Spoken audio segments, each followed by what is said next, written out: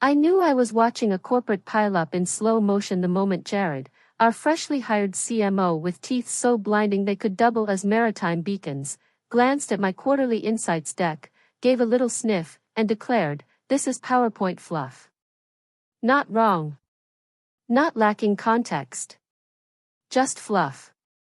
That was his verdict on 2 decades of my work decoding product market fit, navigating supply chain chaos, and building trend models that kept us ahead of competitors. To him, it was no more valuable than one of those live, laugh, love fridge magnets his wife probably collects. And he said it in front of everyone, my analytics crew, the people who had skipped vacations to make that Tech deck airtight. Jared walked in wearing a shirt so tight it looked like it had survived a dryer mishap, radiating the smugness of a guy who once won, most likely to disrupt, in some MBA group chat and never stopped mentioning it. "Don't worry," he said, clapping me on the back like we were old friends. "I'll lead the Tech presentation. This thing needs vision." He didn't know Tech was our crown jewel, a $30 million fortress of AI procurement, hardware security, and enough legal complexity to keep a mid-sized law firm in billable hours for years. He didn't know because he never asked. Quick pause, if you're part of the 97% who haven't hit subscribe yet, fix that. It keeps these stories coming and makes watching corporate egos self-destruct just a little more satisfying. Anyway, back to the implosion.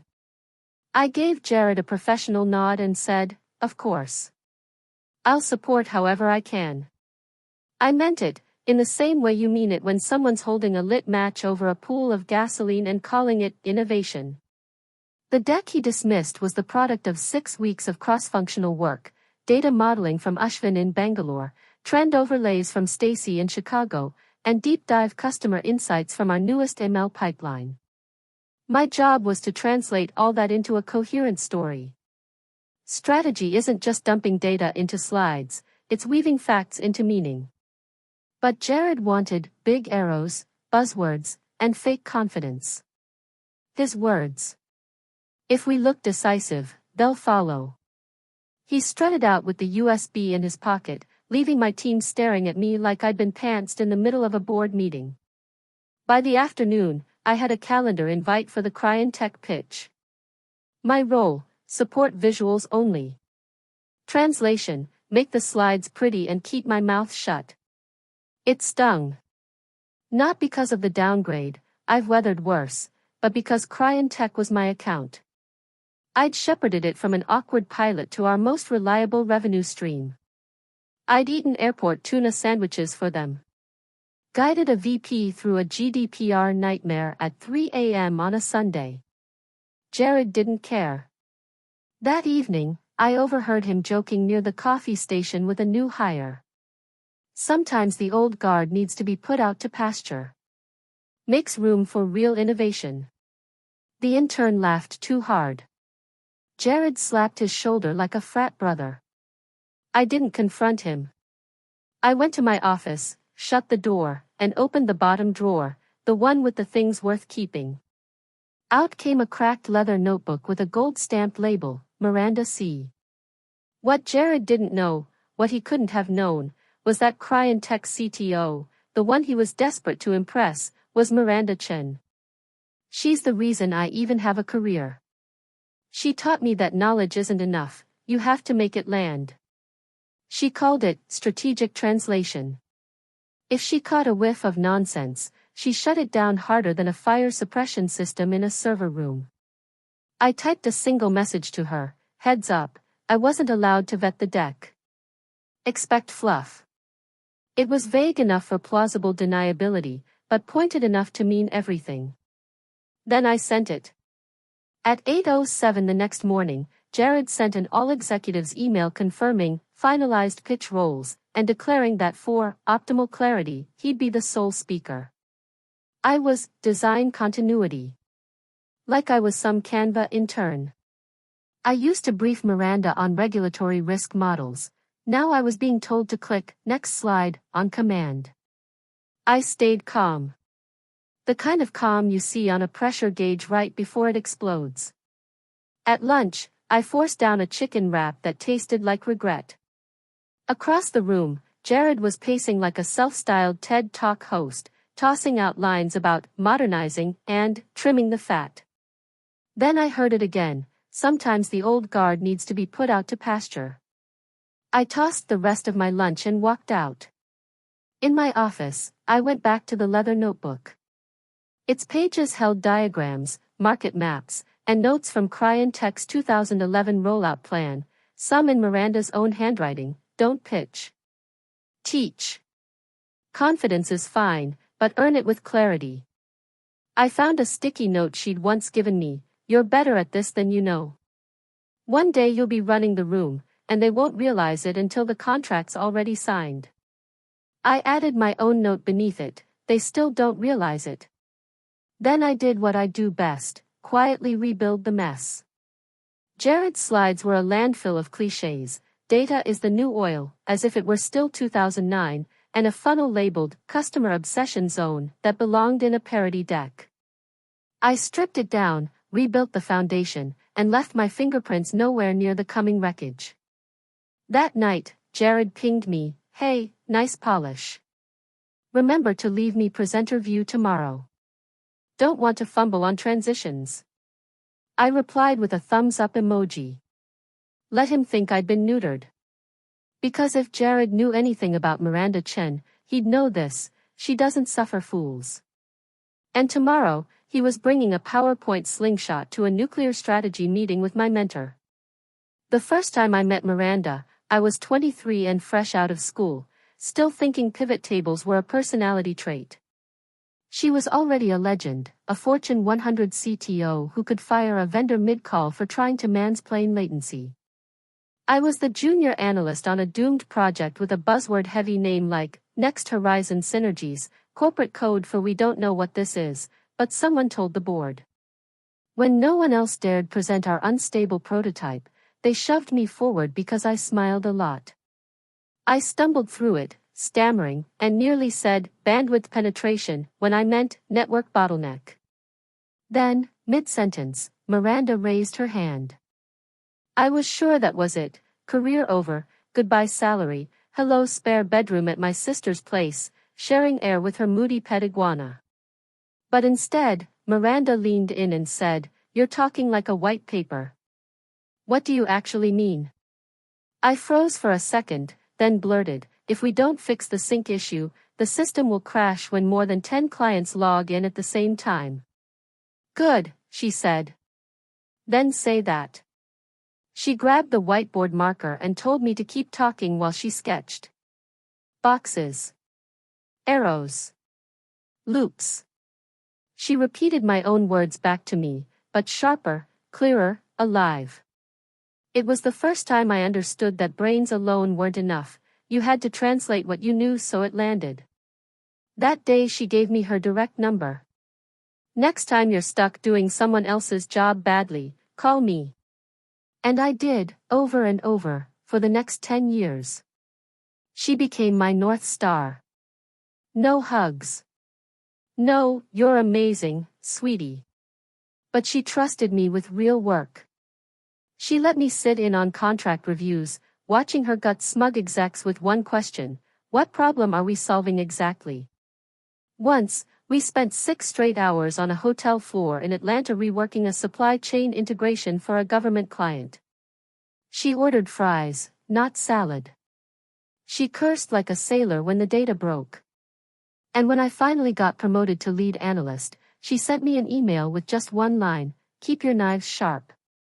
They're not done testing you." I still have it.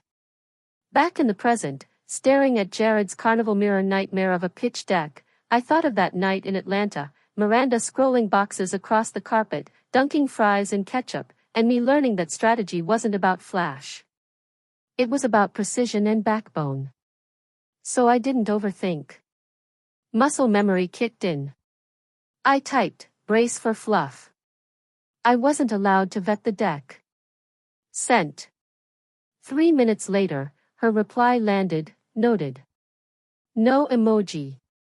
No punctuation. But I could hear her voice in it, flat, calm, and loaded like a quietly chambered round in a boardroom revolver. I exhaled. The machinery was in motion. I wasn't angry anymore. I was ready. Let Jared march into battle wearing his shiny LinkedIn armor. Let him preach future state synergies and data as destiny. Miranda would smell the nonsense before his second bullet point. And when she did, she'd scan the room and remember who she'd taught to smell it too. The Cryantech boardroom was colder than usual, surgical cold. All polished steel and Scandinavian silence, the kind of place where even the oxygen felt under NDA. Jared loved it. He strutted in 10 minutes early, flashing teeth and handshakes like a game show host at clearance prices. Miranda, he boomed, clasping both her hands like they were at a college reunion.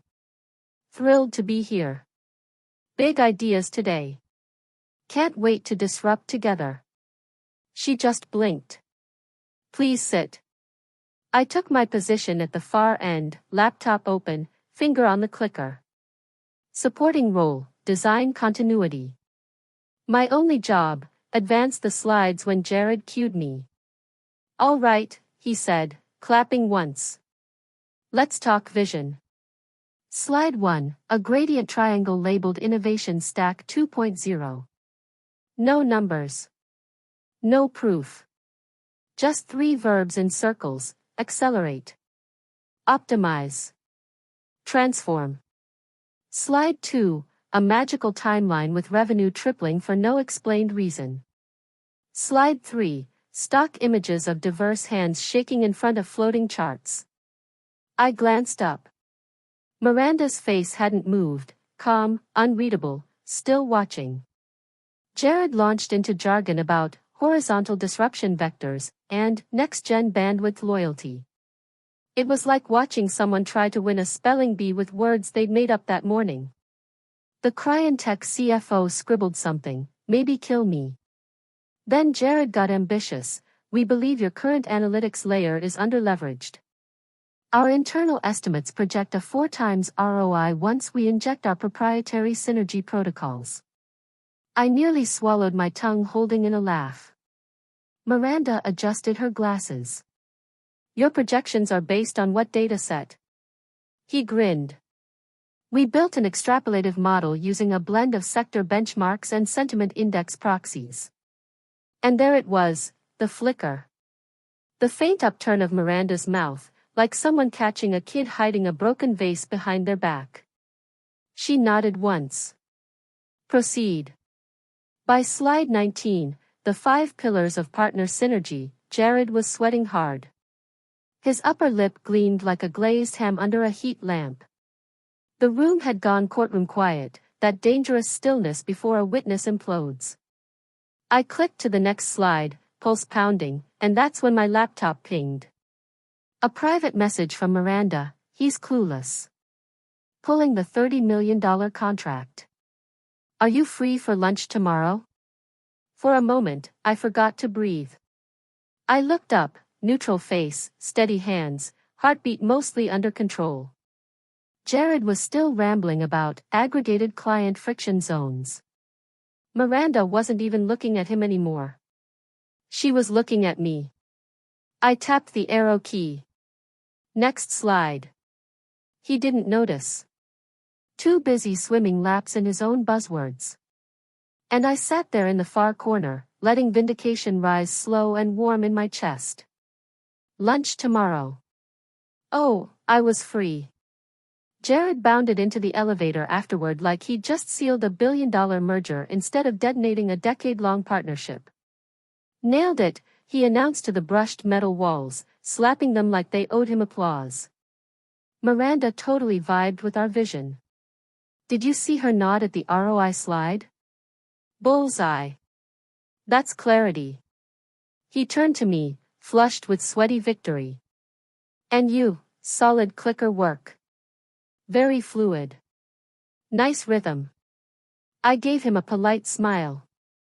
Thanks.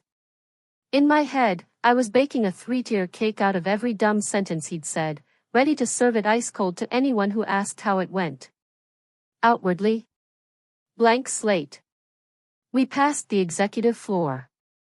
Jared checked his reflection, straightened his collar, and grinned like a quarterback post-touchdown.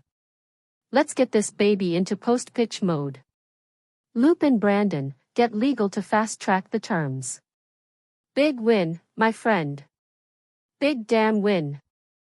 Sure, I said, stepping out and peeling toward my office while he kept walking, already on another call.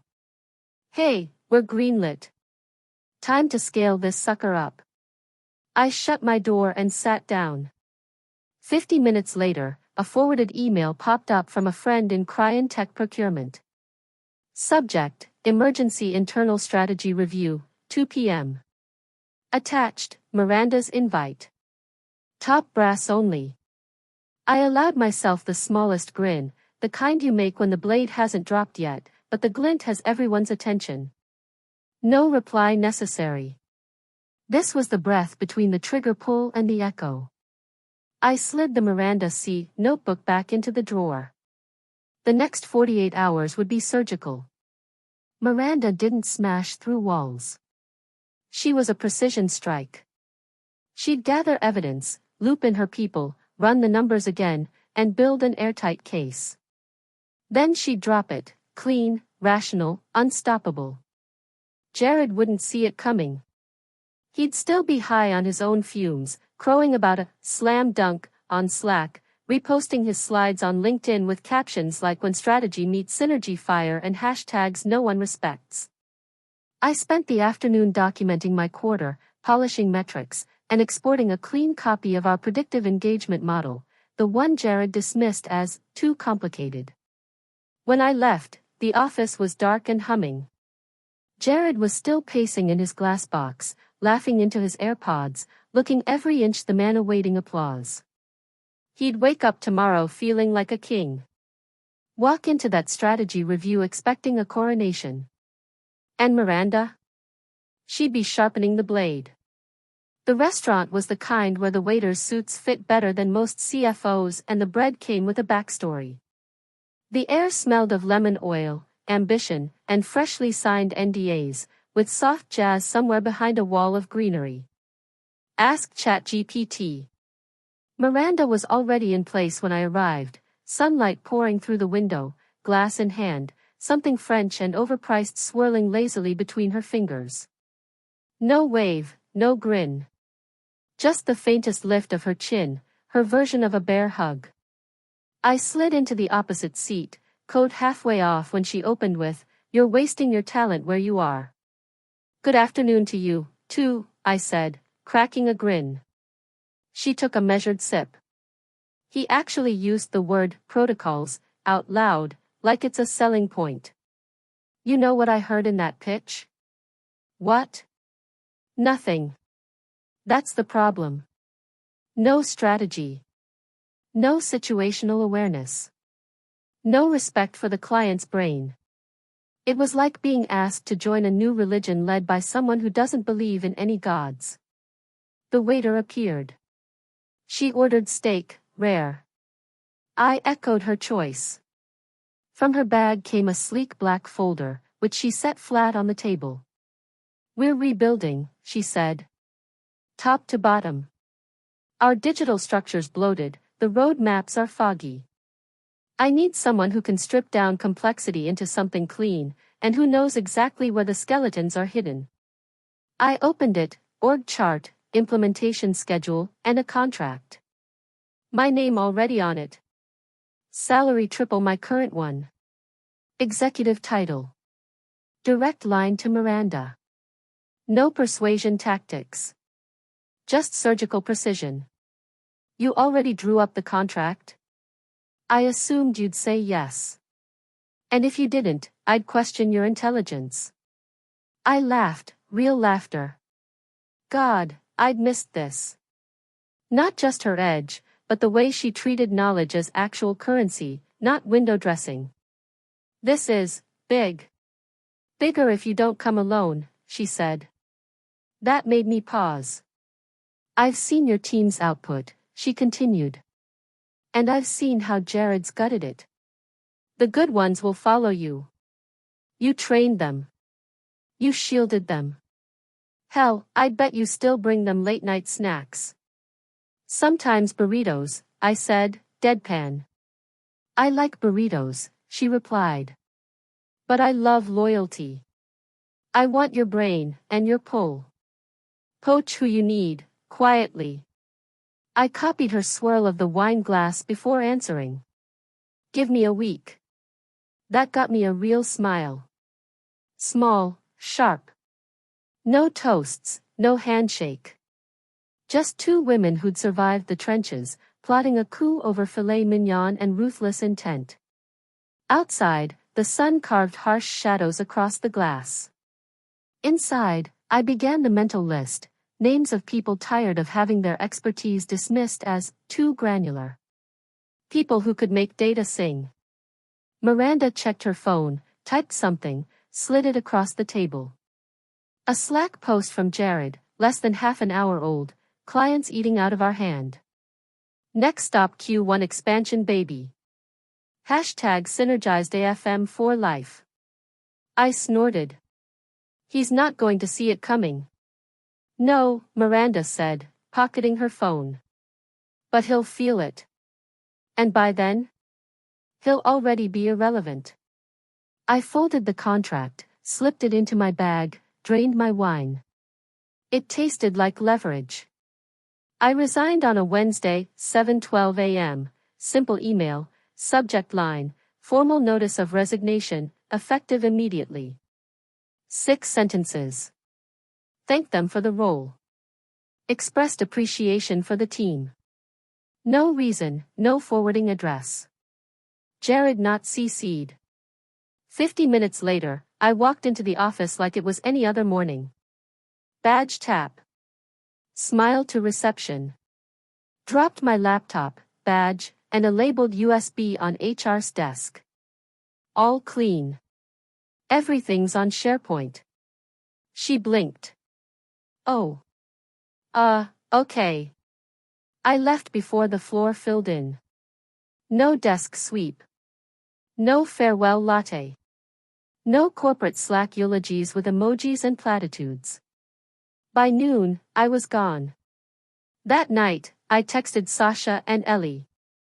Sasha, my shadow since the early pilot days at Tech, could whip a dataset into shape like it owed her money, and made charts feel like narrative instead of penance.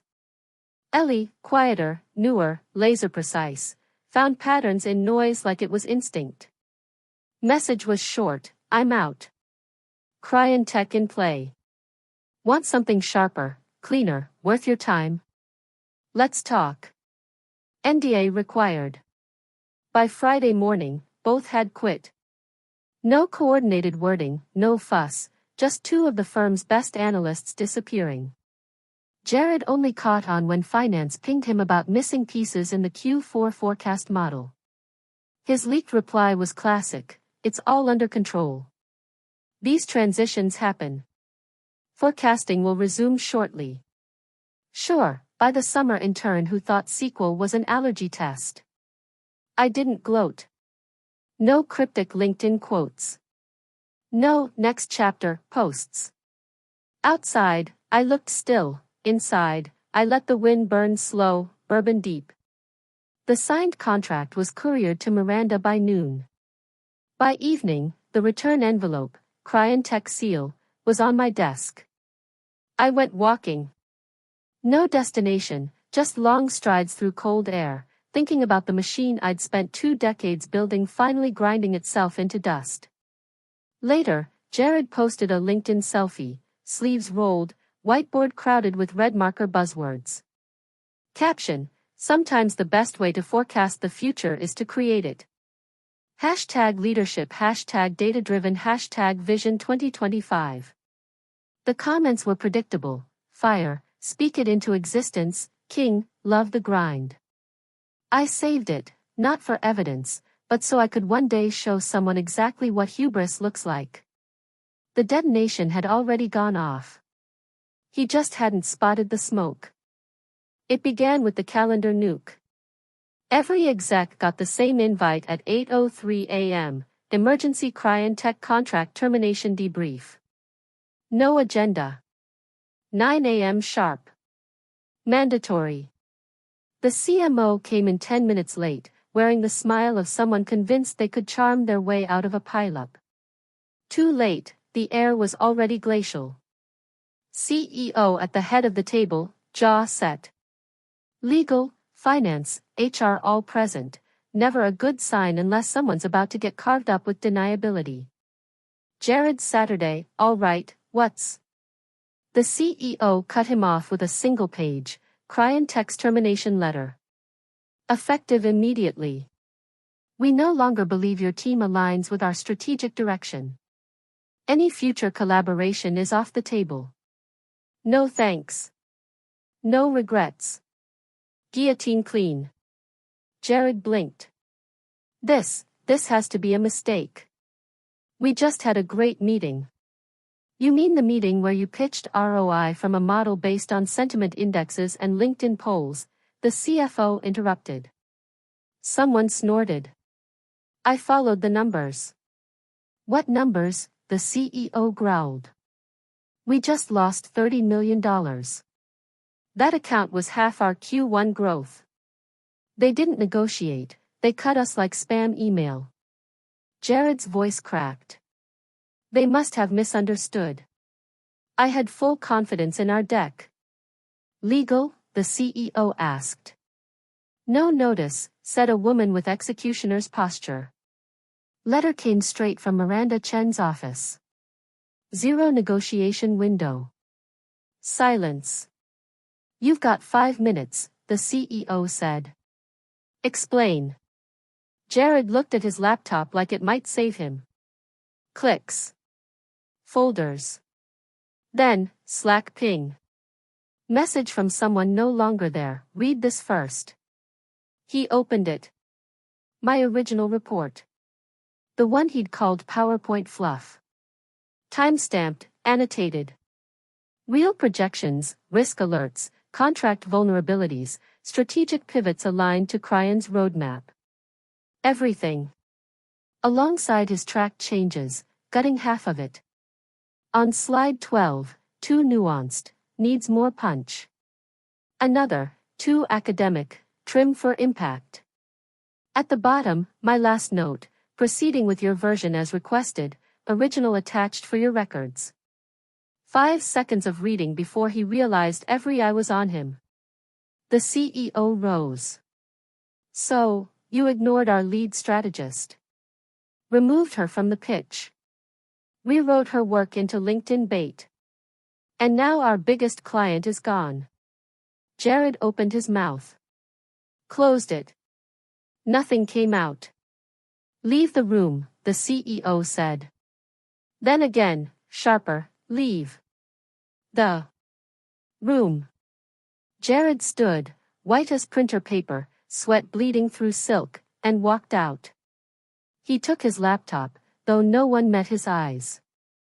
Shuffling toward the door, I like to think, no, I hope, he wondered how it all collapsed so quickly. The truth? It didn't. It eroded over time, grain by grain, starting the moment he tossed aside what he couldn't grasp. By the time the real collapse came, I was long gone.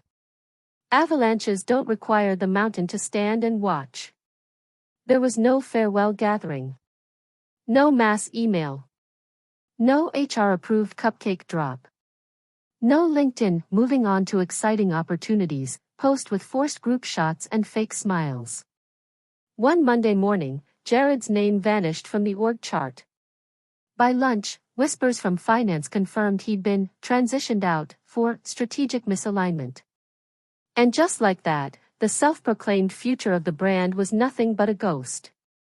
The board never spoke of him again. Not even indirectly. It was as though the CMO seat had always been empty. But the internet, oh, the internet remembered. Somehow, and truly, Scout's honor, I have no clue how, his Cryan Tech pitch deck surfaced on a B2B satire site, the kind that grades corporate jargon like baseball stats. Neon highlights over captions, synergy protocols. Is this a pitch or the backstory of a Marvel supervillain? And, if buzzwords could puke, this would be the crime scene. Within 2 days, the stock slipped 4%. Not a death blow, but enough to bruise. Word in the grapevine said the interim CMO was plucked from internal compliance. God help them. Legal was still knee-deep in whatever non-compete not Jared left behind. Meanwhile, I sat in a glass-walled, soundproof conference room at Cryon Tech HQ, espresso in hand, a whiteboard crowded behind me, watching 20 strategists dissect my plan down to the KPIs I once defended with my life while Jared insisted we streamline the story. Now it was rolling out, my timeline, my framework, with Miranda's unflinching support. Across from me, Sasha mapped a new data pipeline while Ellie debugged a prototype from the hotel lobby. Everyone in that room chose to be there, not for me, but for the work. I signed off on phase 1, slid the binder forward. Miranda leaned in, tapped her espresso cup lightly against mine, and murmured, "Just for me, best fluff I ever spent money on." We didn't laugh. We didn't have to.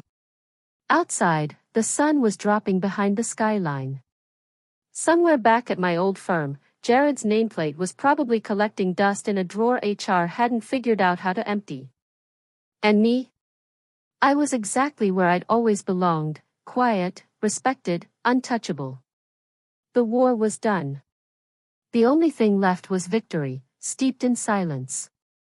Thanks for tuning in, Cubicle Warriors.